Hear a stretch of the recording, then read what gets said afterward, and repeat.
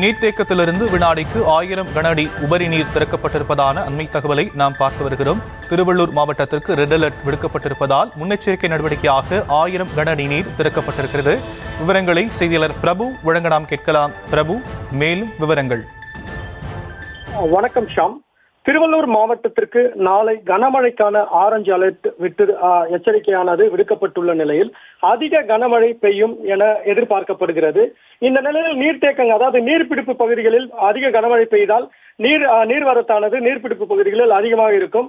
இதில் குறிப்பாக சென்னை மக்களின் முக்கிய குடிநீர் ஆதாரங்களில் ஒன்றாக திகழும் திருவள்ளூர் மாவட்டம் பூண்டி சத்தியமூர்த்தி நீர்த்தேக்கத்தில் ஏற்கனவே 790 கன அடி வீதம் நீரானது வந்து கொண்டிருக்கும் நிலையில் அணையின் பாதுகாப்பு கருதியும் திடீரென அதிக மழை பெய்து நீர்வரத்து அதிகரிக்கும் பட்சத்தில் அணையின் பாதுகாப்பு கருதி அணையிலிருந்து நீரை சேமித்து வைக்கும்படியாக நேற்று 200 கன அடி வீதம் உபரி நீரானது அணையிலிருந்து கொசஸ்தலை ஆற்றில் திறக்கப்பட்டது.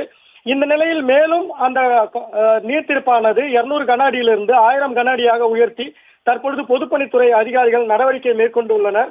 குறிப்பாக இந்த நீர்பிடிப்பு பகுதிகளில் பெய்தும் கனமழையின் காரணமாக பூண்டி ஏரிக்கு நீர்வரத்தானது அதிகரிக்கக்கூடும் என எதிர்பார்க்கப்படும் பட்சத்தில் இந்த நீர்த்திருப்பானது அதிகரிக்கப்பட்டுள்ளது.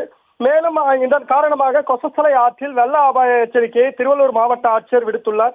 அந்த கொசஸ்தலை ஆற்றின் கரையோரம் சென்று குளிக்கவோ துணி துவைக்கவோ செல்ஃபி எடுக்கவோ கூடாது எனவும் அந்த எச்சரிக்கையில் அவர் மாவட்ட ஆட்சியர் குறிப்பிட்டுள்ளார். ஷாம்,